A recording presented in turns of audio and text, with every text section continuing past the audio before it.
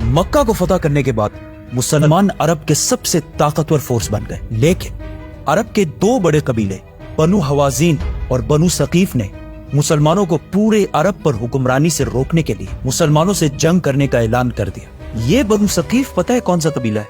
ये ताइफ का वही कबीला है जिसने कुछ साल पहले जब रसूलुल्लाह सल्लल्लाहु अलैहि वसल्लम इन्हें इस्लाम की दावत देने के लिए गए तो उन्होंने रसूलुल्लाह सल्लल्लाहु अलैहि वसल्लम को कमजोर समझकर उनका बहुत मजाक उड़ाया और इतने पत्थर मारे कि रसूलुल्लाह सल्लल्लाहु अलैहि वसल्लम के जिस्म को खून से लाल कर दिया। लेकिन फिर भी रसूलुल्लाह सल्लल्लाहु अलैहि वसल्लम ने इन सबको माफ कर दिया था। और इसके कुछ ही साल बाद मक्का को फतह करने के बाद अब हालात बिल्कुल बदल चुके थे और रसूलुल्लाह सल्लल्लाहु अलैहि वसल्लम पूरे अरब से 12,000 लोगों की फौज लेकर ताइफ की तरफ रवाना हुए। ताइफ के लोग अपना शहर छोड़कर मुसलमानों से लड़ने के लिए हुन्नैन की वादी में जमा हुए।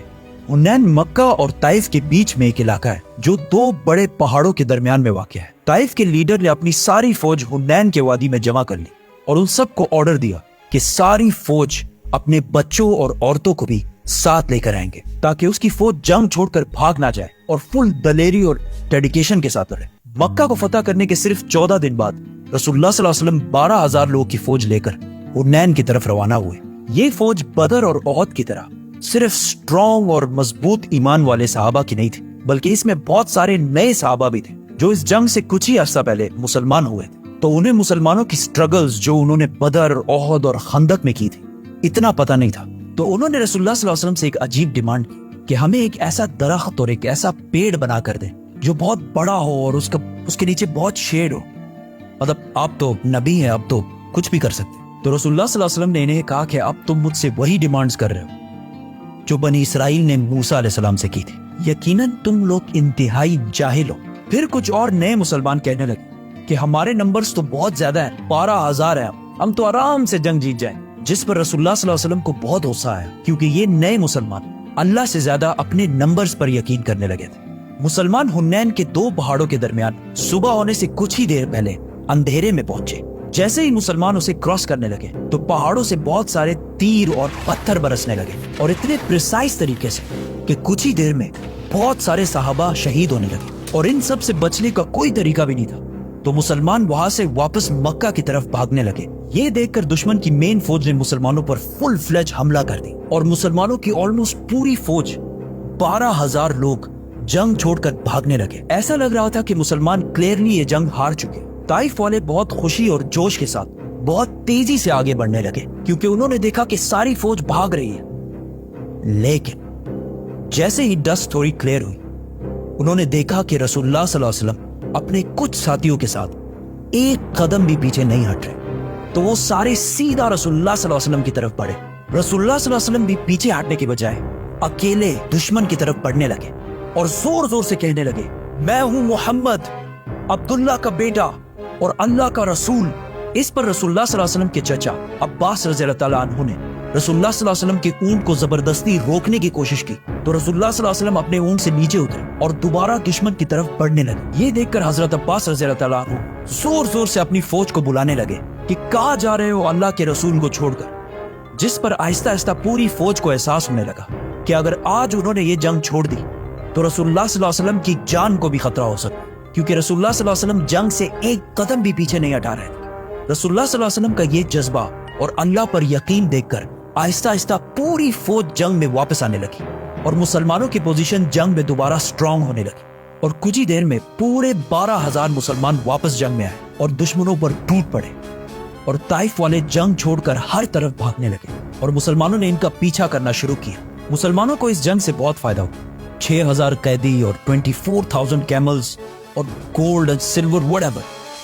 आखिर मुसलमान इनका पीछा करते करते ताइफ के किले के पास पहुंच गए।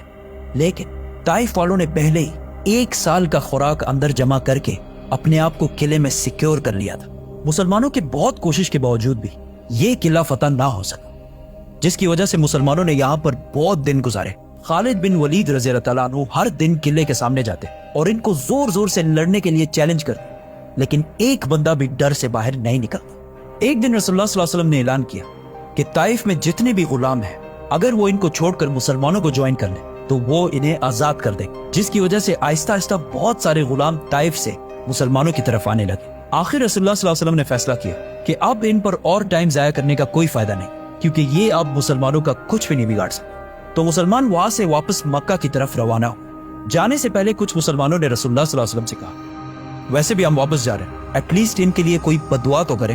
تو رسول اللہ صلی اللہ علیہ وسلم نے اپنے ہاتھ اٹھائے اور اللہ سے دعا کی کہ اے اللہ، طائف والوں کو میرے پاس مسلمان بنا کر لیا۔ مسلمان واپس آخر مکہ پہنچ گئے۔